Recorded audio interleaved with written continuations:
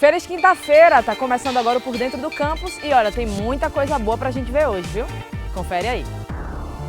O UOL completou mais um ano de vida e a gente foi lá mostrar como foi a semana de comemorações. E a gente vai falar também sobre o Congresso Brasileiro de Ciências do Esporte, que acontece aqui na próxima semana. Então vem comigo para ficar por dentro do campus.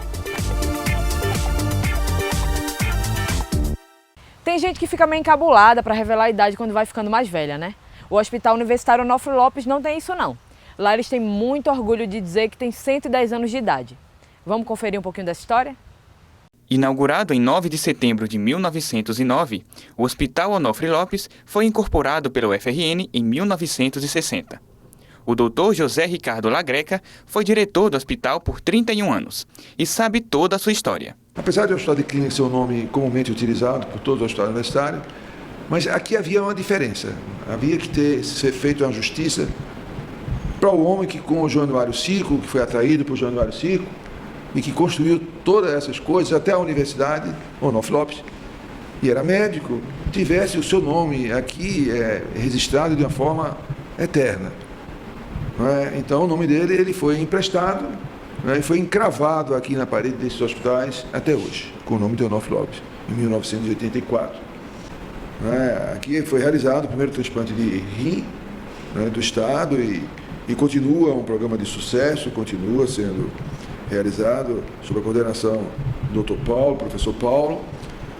O transplante de fígado também, esse não teve continuidade, mas chegaram a ser feitos aqui 5 transplantes de fígado, as pesquisas que são feitas, no sentido o LAIS, e as pesquisas que também não tem um núcleo do LAIS, mas são realizadas, as pós-graduações. Então, é muito pioneirismo que aqui a gente exerce.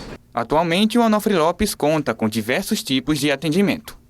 São cerca de 85 ambulatórios, das mais variadas especialidades. Nós temos especialidades de neurologia, neurocirurgia, cirurgia bariátrica, cardíaca, dermatologia, otorrino, oftalmologia. A lista é grande, porque nós temos quase todas as especialidades estão aqui no hospital, exceto ginecologia e obstetrícia, que fica na maternidade. Além daquelas especialidades que, embora não funcionem aqui no prédio do hospital, mas são do hospital, que são as especialidades da pediatria.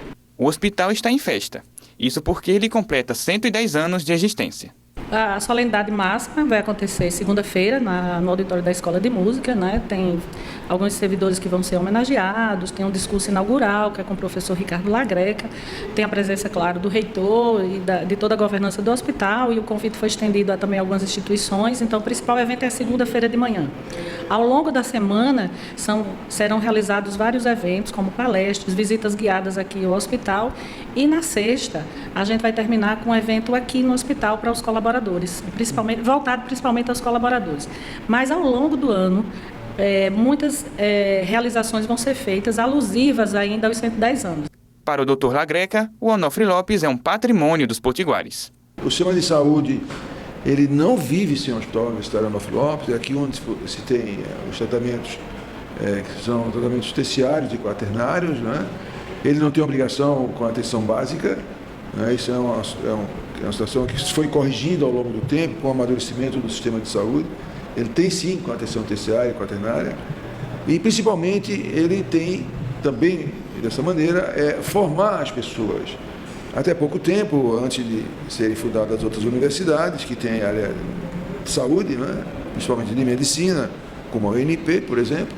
Então todos os profissionais de saúde, todos tinham que ser originários, todos tinham que passar pelos corredores desse hospital, pelas salas de aula desse hospital. Então tem uma importância enorme. Só os médicos bastante novos, que alguns deles você pode dizer, esse médico ele pode, ou essa enfermeira pode não ter sido formada aqui na UFRN, dentro do Hospital Universitário Onofre Lopes. Mas até pouco tempo atrás, sem dúvida, todos passaram por aqui por dentro. Uma ação de extensão da UFRN lá em Currais Novos está catalogando vários lugares da cidade. O objetivo é facilitar a vida do turista quando quiser encontrar uma atração.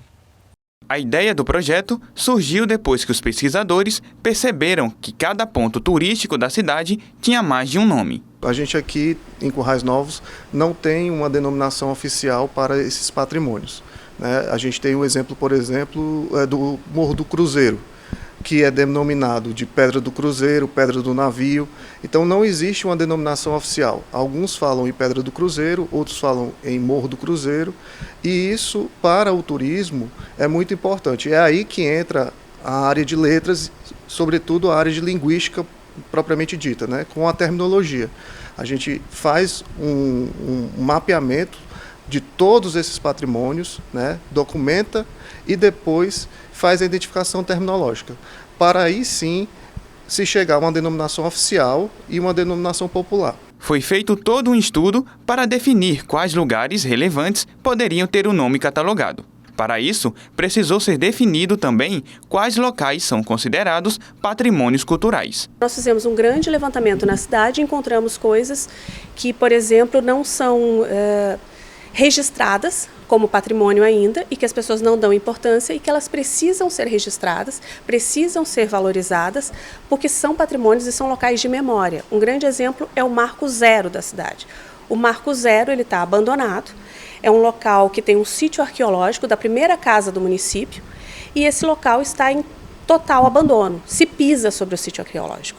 Então, uma das preocupações do inventário, do projeto de inventário, é que as pessoas entendam a importância desses locais e que comecem a preservá-los. O estudo está na segunda fase, a de análise dos nomes. Mas quando for terminado, a expectativa é de que os resultados sejam usados para fortalecer o turismo de Currais Novos. Essa pesquisa, o ganho social para a cidade de Currais Novos, especialmente para a área do turismo, é muito grande, né? Com essa identificação terminológica, né, se fará uma padronização de identificação das placas, por exemplo, dos patrimônios de Currais Novos. Poderá-se fazer uma placa, inclusive, dizendo a história, contando a história do patrimônio e dizendo as outras denominações, porque a terminologia ela tem esse compromisso de mostrar o termo que é um termo oficial, mas não desprezar as outras denominações. A gente encara as outras denominações, sobretudo as populares, como um ganho também para o patrimônio linguístico e social da cidade. A ideia é que a gente consiga fazer um planejamento turístico, tá? Turístico e educativo, sempre pensando no turismo externo e interno. Porque é importante também lembrar que a cidade precisa se visitar e se conhecer. Quando eu cheguei em Currais Novos, até mesmo no hotel, e perguntei, eu sou do Rio Grande do Sul, eu cheguei no hotel e perguntei quais são os locais para se visitar em Currais Novos. Algumas pessoas me disseram, não tem nada não para visitar não, tem só lá aquela praça lá, ou então tem só lá a prefeitura. E sendo que há muitas coisas maravilhosas para se visitar. O Geoparque tem coisas maravilhosas para se visitar, mas não existe ainda uma valorização do patrimônio porque existe um grande desconhecimento desse patrimônio. O que a gente pretende fazer é levantar qual o patrimônio mais relevante para ser valorizado, valorizar esse patrimônio, registrar e também deixar ele em condições de visitação, porque há muitos lugares que não estão em condições de visitação. E a UFRN recebe semana que vem o Congresso Brasileiro de Ciências do Esporte, que é um dos principais da área de educação física aqui no Brasil. E dentre várias questões que esse congresso vai discutir, é a questão do corpo humano e do controle, regulação e perdas de direitos como desafios para a educação física e ciências do esporte. É esse o tema e a gente está aqui com o professor Alisson Carvalho, que é coordenador do Combrace, e vai explicar um pouquinho para a gente sobre esse tema, né, professor? O que necessariamente vai ser discutido em relação a essa regulação, controle e perda de direitos? Nós estamos centrando na temática do corpo como sendo esse objeto central de estudos da educação física, tanto ele enquanto espaço de reflexão para o campo da área da educação física e ciência do esporte, mas ele também como operador das diversas práticas corporais ao qual os nossos sujeitos sociais fazem uso dos seus corpos. Especificamente, quando a gente está pensando a questão o que pode o corpo, nós estamos pensando em reativar uma pergunta que foi feita ainda por filósofos antigos, como Spinoza, e especificamente atualizando essa questão para pensar dentro de um contexto social hoje em dia que está relacionando tensionando, na verdade, questões de poder, de contrapoder, de argumento, de algumas regulações agenciadas por diversas instâncias sociais. Nós queremos tensionar como é que isso está operando e, de fato, afligindo ou atingindo as práticas corporais, que são um dos grandes objetos de estudo da educação física e ciências do esporte. Pois é exatamente aí que entra a ciência, né? Porque muitas pessoas, principalmente nas aulas, né, quando começam lá a educação física ou em treinamentos, essa questão de perceber o seu corpo, de entender e compreender ele como uma das suas principais essências, né? Então, é mais ou menos aí também na percepção de compreender o corpo, de pesquisar melhor sobre ele, toda a questão da cultura corporal também, que esse congresso traz as discussões, as várias discussões sobre isso? A pergunta ela serve para diversas entradas no campo da educação física, né? O Congresso Brasileiro de Ciência do Esporte, o Congresso Internacional de Ciência do Esporte, ele é organizado em 13 GTTs, desde a atividade física e saúde, passando por treinamento esportivo, GTT escola, políticas públicas, e cada um desses GTTs vai acionar essa questão da potência do corpo dentro do teu escopo específico, né? Então acho que sim, cabe debates no que diz respeito às noções escolares de percepção corporal, mas cabe também na política pública, no desempenho esportivo, dentre outros. Em relação à política pública, a gente está vivendo a situação aí onde o Ministério, né, do Esporte foi fundido. Isso também afeta diretamente essa política pública na educação física, no esporte? A fusão ou a entrada do Ministério do Esporte como sendo uma secretaria dentro do Ministério da Cidadania atualmente, a rigor não deveria afetar a política pública, mas o que nós estamos vendo são os projetos e ações de políticas públicas desenhados nos últimos 15, 16 anos simplesmente desaparecendo. Nós temos aí o destaque para o fechamento dos debates do projeto Segundo Tempo, do projeto PELC, que é o Esporte e Lazer na Cidade, dentre outros projetos centrais para a ativação dos corpos, dos lazeres, dos prazeres e das práticas corporais dos sujeitos nas cidades e nos espaços interioranos, e esses projetos, infelizmente, eles estão desaparecendo do nosso território nacional. Repito, não acho que é o caso da fusão, o caso disso, mas é de fato a perda da centralidade dessa temática, dessa pauta na agenda política nacional. Obrigada, professor. A gente vai dar um intervalozinho aqui, já a gente volta de novo com a entrevista, né? Continuando o bate-papo, para entender um pouquinho melhor como vai ser o congresso aqui em Natal. A gente volta já.